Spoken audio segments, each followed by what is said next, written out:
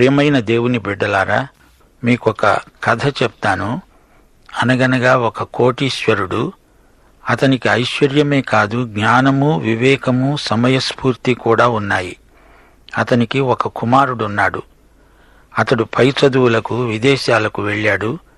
అతనికయ్యే ఖర్చులన్నీ ఎప్పటికప్పుడు తండ్రి సక్రమంగా చెల్లిస్తూ వచ్చాడు. కుమారుడు వెళ్ళిపోయాక తండ్రికి చాలా జబ్బు చేసింది. తండ్రి చనిపోయాడు. ఆయన గొప్ప దాత. ఆ ప్రాంతం వారందరూ అతని మృతికి ఎంతో సంతాపం వెలిబుచ్చారు. ఆయన చనిపోతూ వీలునామా రాశాడు.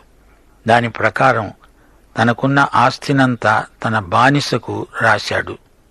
వీలునామాలో తండ్రి ఒక్క మాట ప్రత్యేకంగా రాసిపెట్టాడు. నా కుమారుడు నాకున్న దానంతటిలో ఏదో ఒక్కటి మాత్రమే కోరి తీసుకోవడానికి హక్కు ఉంది. కుమారునికేమీ తోచటం లేదు. తన ఉపాధ్యాయుణ్ణి సలహా అడిగాడు. అయ్యా, ఏది కోరుకోమంటారు?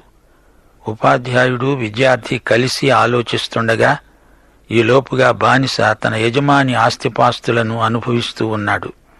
ఉపాధ్యాయుడు వీలునామా చాలా జాగ్రత్తగా చదివాడు, పరిశీలించాడు.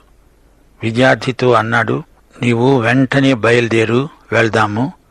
నీ తండ్రి ఆస్తిని మొత్తం నీవు వెంటనే స్వాధీనపరుచుకుంటావు. అతడన్నాడు, అయ్యా, నేనిప్పుడు దరిద్రుని, కట్టుబట్టలున్నాయి.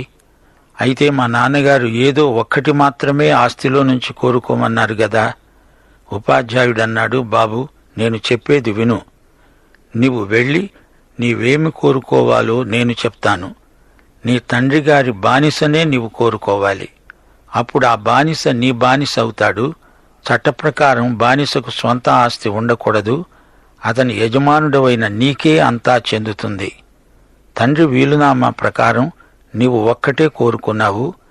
దాన్ని బట్టి ఆ బానిస నీ బానిస, ఆస్తి అంతా నీది. ప్రియ శ్రోతలు, విన్నారా? యేసుక్రీస్తు మన కోసం చనిపోయాడు, వీలునామా రాశాడు.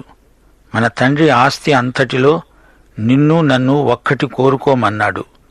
నీవు యేసునే కోరుకుంటే తండ్రి ఆస్తి అంతా నీదే అవుతుంది.